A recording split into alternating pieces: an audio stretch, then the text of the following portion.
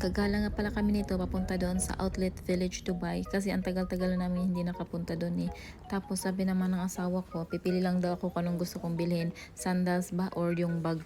Sabi ko naman, mas gusto ko sandals kasi madami na akong bag eh. Hindi naman mga mamahalin yung bag ko, pero para sa akin, mahal na siya. Ganon.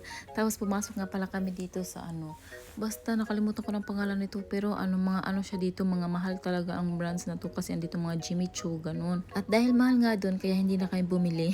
Pumasok na lang yung asawa ko dito sa All Day Advantage kasi gusto niyang bumili ng kape.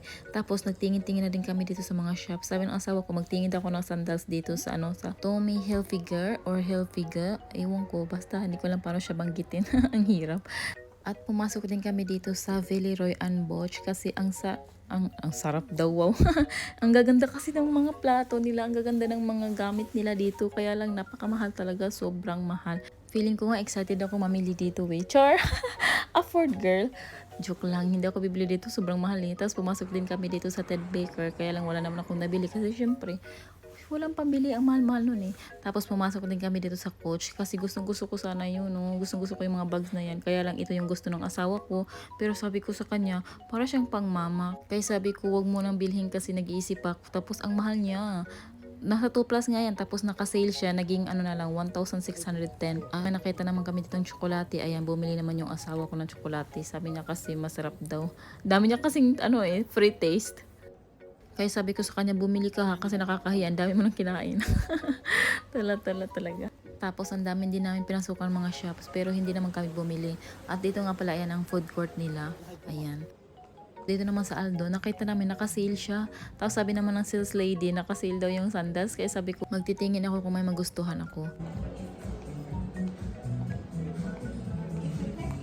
At may nakita nga pala akong salamin dito sa Aldo. Ayan, tinitingnan ko naman sarili ko. Feeling ko ang ganda-ganda ko. Char. Feeling lang.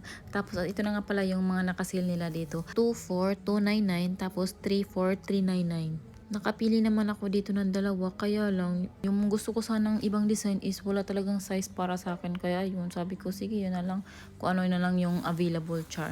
Pumasok din kami dito sa The Deal kasi bibili yung asawa ko ng pabango. May nahanap kasi siyang mabango eh, tapos pasok sa budget niya, kaya yung binili niya. After namin mamili ay tumambay muna kami dito sa Starbucks. Dito kasi talaga kami tumatambay bago kami uuwi eh, kasi gusto namin magkape. Tapos yan na nga palang pinamili namin, yung dalawa kong sandals, tapos sa asawa ko din yung tsinelas niya at yung pabango at tsokolate niya. Tapos binalikan pa talaga ng asawa ko yung coach kasi sabi niya bagay daw talaga sa akin. Gustong gusto niya sa akin. Kaya sabi niya babalikan ko yung coach. Kaya yun, bumalik siya doon. Binili niya talaga yung coach. Ang galing talaga ng asawa ko. Kaya yan, tuwang-tuwa naman ako dito kasi may sandals na ako na dalawa. Tapos may bag pa ako na coach. At ito pa, nakakatuwa kasi yung nanay pag uwi namin, nagustuhan ng nanay yung bag ko. Kaya sabi niya parang gusto din niya magkaroon siya ng ganyan. May same design kasi siya pero medyo malaki at Louis Vuitton naman yun. Kaya natuwa yung nanay nung nakita niyang may ganon din pala yung coach. Kaya sabi ko sa asawa ko, sa susunod na linggo ay bibilhan na lang namin yung nanay. Kaya bumalik kami doon para bilhan siya. May tote bag din kasi ako dati na MK at nagustuhan ng nanay kaya niregaluhan ko din siya. At dahil inutusan kami ng nanay na bumili muna ng prutas dito sa Select Market kaya dumaan muna kami. Nagugutom daw kasi ang nanay at gusto daw niya ng ng prutas, lalong-lalo na itong tamarin kasi paborito niya. At yan na nga pala, after namin magbayad ay pauwi na din kami. Yun lang, bye Kamayo!